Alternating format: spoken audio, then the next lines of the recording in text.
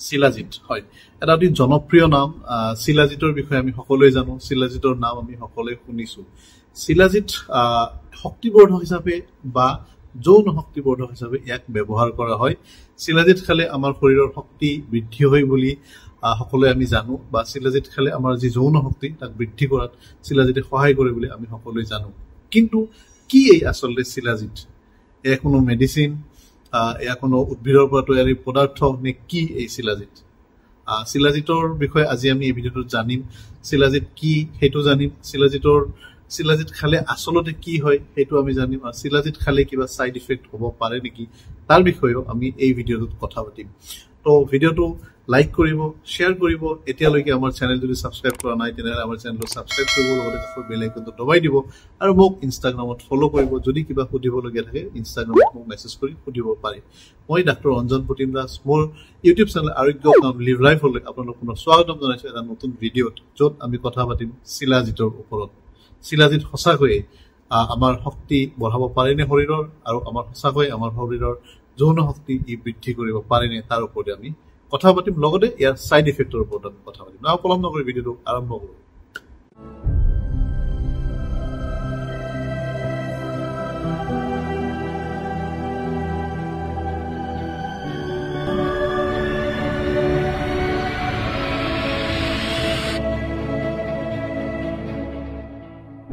তো শিলাজিৎ কি শিলাজিৎ হল এক আঠাজাতীয় ধূনিৰ দৰে পদাৰ্থ যাক আমি ওখ ওখ পৰ্বতমালাৰ শিলাখণ্ডৰ ভিতৰত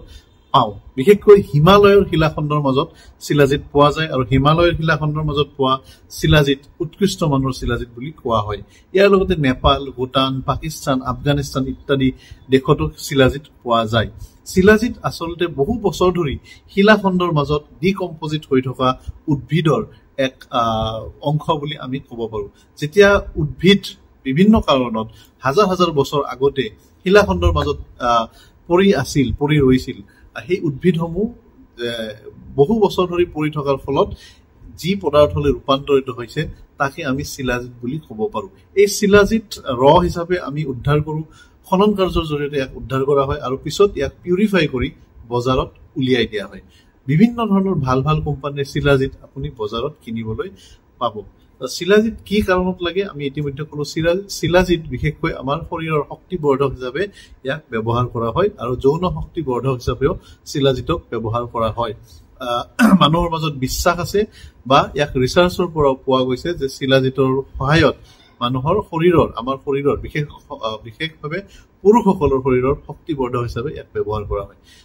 পোনপ্ৰথম আমি ইনফাৰ্টিলিটি কেছত শিলাজিৎক ব্যৱহাৰ কৰিব পাৰো যদি কোনো পুৰুষ ইনফাৰ্টিলিটিত ভুগিছে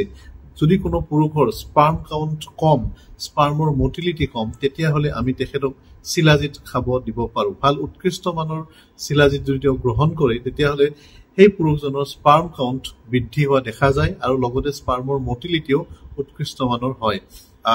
এটা ৰিচাৰ্চৰ পৰা গম পোৱা গৈছে এটা ৰিচাৰ্চত 60 জন লোকক শিলাজিৎ দিয়া হৈছিল শিলাজিৎ দিয়াৰ আগতে তেখেতসকলৰ স্পাৰ্মৰ কোৱালিটি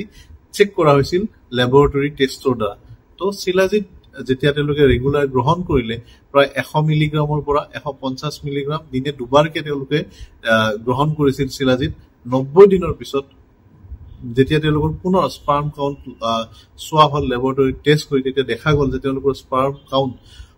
প্ৰায় 60% বৃদ্ধি হৈছে আগতকৈ লগতে মোটিলিটিও বহু পৰিমাণে বৃদ্ধি পাইছিল স্পাৰ্মৰ গতিকে শিলাজিৎক ইনফাৰ্টিলিটি কেছত আমি দিব পাৰো যদি কোনো পুৰুষৰ স্পাৰ্ম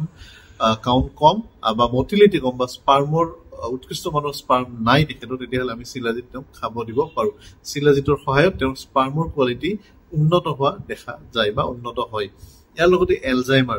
এলজাইমাৰ ৰোগীসকলকো যদি আমি শিলাজিৎ খাব দিওঁ তেতিয়াহ'লে এলজাইমাৰ ৰোগৰ যি প্ৰৱণতা সেয়া হ্ৰাস পোৱা দেখা যায় বিভিন্ন ধৰণৰ ৰিচাৰ্চৰ পৰা দেখা পোৱা গৈছে যে যিসকল লোক এলজাইমাৰত ভুগি আছে বা দেখা গৈছে যে এলজাইমাৰৰ লক্ষণ তেওঁলোকৰ শৰীৰত দেখা দিছে তেতিয়া তেওঁলোকক যদি শিলাজিৎ দিয়া হয় তেতিয়াহ'লে তেওঁলোকৰ এই এলজাইমাৰ ৰোগৰ যি মানে বাঢ়ি যোৱাৰ যি প্ৰৱণতা সেয়া হ্ৰাস পায় এলজাইমাৰ ৰোগ লাহে লাহে কমা দেখা যায় এই শিলাজিৎ সেৱন কৰাৰ ফলত গতিকে এলজাইমাৰ ৰোগীকো আমি শিলাজিৎ দিব পাৰো এই এলজাইমাৰত কাম দিয়ে শিলাজিতত এক সুপাৰ ষ্ট্ৰং এন্টিঅক্সিডেন্ট থাকে যাক আমি ফুলভিক এসিড বুলি জানো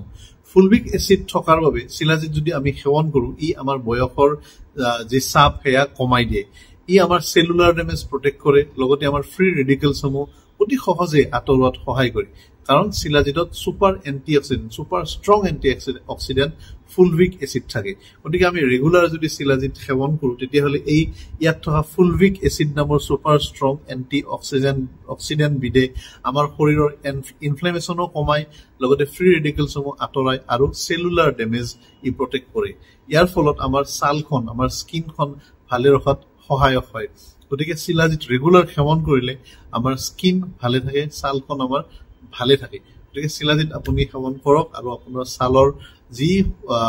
বয়স বাঢ়ে ছাল ৰিংকুল পৰে ইত্যাদিৰ পৰা আপুনি আঁতৰাই ৰাখক এক কথাত ক'বলৈ হলে আপুনি আপোনাৰ বয়স কম কৰিব পাৰে যদি আপুনি ৰেগুলাৰ শিলাজিত গ্ৰহণ কৰে টেষ্টষ্টেৰন হৰমন বা পুৰুষসকলৰ যি পুৰুষ হৰমন বুলি আমি জানো টেষ্টষ্টেৰন হৰমনৰ ফলত এজন পুৰুষ তেওঁৰ যি পুৰুষ সুলভ চৰিত্ৰ সেয়া ফুটি উঠে তেওঁৰ শৰীৰত গতিকে যদি টেষ্টষ্টেৰন হৰমন কমি যায় তেতিয়াহলে পুৰুষসকলৰ পুৰুষ সুলভ যি চৰিত্ৰ সেয়া নোহোৱা হৈ পৰে লাহে লাহে কমি যায় মাসল গ্ৰোথ কমি যায় চুলি হৰে লগতে যি সেক্সুৱেল পাৱাৰ সেক্সুৱেল ড্ৰাইভ বা যি যৌন ক্ৰিয়া কৰা যি শক্তি ইচ্ছা সেয়াও কমি যোৱা দেখা যায় লিভিডো কমি যোৱাও দেখা যায় টেষ্টষ্টেৰন হৰমন কমাৰ ফলত লগতে শৰীৰটো অতি দুৰ্বল হৈ নিশকতীয়া হৈ পৰে টেষ্টষ্টেৰন হৰমন কমি যোৱাৰ ফলত যদিহে আপুনি আপোনাৰ টেষ্টষ্টেৰন হৰমন নেচাৰেলি ইনক্ৰিজ কৰিব বিচাৰিছে তেতিয়াহলে নিশ্চয় শিলাজিত ৰেগুলাৰ সেৱন কৰক 150 পৰা 200 মিলিগ্ৰাম দিনত দুবাৰ ভাল কোম্পানীৰ পিওৰ শিলাজিত আপুনি গ্ৰহণ কৰক আৰু আপুনি অতি কম দিনৰ ভিতৰত প্ৰায় 90 দিনৰ ভিতৰত আপুনি দেখিবলৈ পাব যে আপোনাৰ টেষ্টষ্টেৰন হৰমন বৃদ্ধি পাইছে আৰু লগতে আপোনাৰ যি পুৰুষ সুলভ চৰিত্ৰ কমি গৈছিল সেয়া আপোনাৰ ঘূৰি আহিছে আপোনাৰ মাসল ভালকে গ্ৰোথ হৈছে আপোনাৰ যি পুৰুষ সুলভ চৰিত্ৰ সেয়াও আপোনাৰ ঘূৰি আহিছে লগতে আপোনাৰ শৰীৰৰ শক্তিও ঘূৰি আহিছে আপোনাৰ যি সেক্স ড্ৰাইভ কমি গৈছিল সেয়াও লাহে লাহে বৃদ্ধি পাইছে যি সেক্সুৱেল পাৱাৰ সেয়াও বৃদ্ধি পাইছে টেষ্টষ্টেৰন হৰমনৰ কমি যোৱাৰ ফলত ইৰেক্টাইল ডিছফাংচন মেল ইনফাৰ্টিলিটি ইত্যাদি বিভিন্ন ধৰণৰ সেক্সুৱেল প্ৰব্লেম হোৱা দেখা যায় পুৰুষসকলৰ ক্ষেত্ৰত কিন্তু যদি আপুনি শিলাজিত ৰেগুলাৰ গ্ৰহণ কৰে আমি ড'জটো ইতিমধ্যে ক'লো 150 মিলিগ্ৰামৰ পৰা 200 মিলিগ্ৰাম দিনত দুবাৰ যদি ভাল পিওৰ শিলাজিত আপুনি গ্ৰহণ কৰে তেতিয়াহলে আপোনাৰ মেল ইনফাৰ্টিলিটি বা ইৰেক্টাইল ডিছফাংচন ইত্যাদি আপোনাৰ কমি যোৱা দেখা যায় ইয়াৰ লগতে আপোনাৰ স্পাৰ্ম কাউণ্টটো ইনক্ৰিজ হয় যাৰ ফলত বিভিন্ন ধৰণৰ যি পুৰুষ যৌন ৰোগ আছে সেইসমূহৰ পৰা আপুনি আঁতৰি থাকিব পাৰে গতিকে শিলাজিত নিশ্চয় ৰেগুলাৰ সেৱন কৰক আৰু এইসমূহ যি প্ৰব্লেম আছে সমস্যা আছে ইয়াৰ পৰা আঁতৰি থাকক এতিয়া আমি শিলাজিতৰ সাইড ইফেক্টৰ ওপৰত সাধাৰণতে ক'ব গ'লে শিলাজিতত এনেকুৱা সাইড ইফেক্ট একো নাই তথাপিও শিলাজিত যদি আমি বেছিকে গ্ৰহণ কৰো যেটো আমাৰ ড'জ আছে আমি যেটো ক'লো 150 মিলিগ্ৰামৰ পৰা 200 মিলিগ্ৰাম দিনে দুবাৰ তাতকে যদি আমি বেছি খাওঁ তেতিয়া কেতিয়াবা মূৰ ঘূৰোৱাৰ দৰে সমস্যা আপুনি দেখিবলৈ পাব পাৰে আপুনি মূৰ ঘূৰোৱা সমস্যাত ভুগিব পাৰে ইয়াৰ উপৰি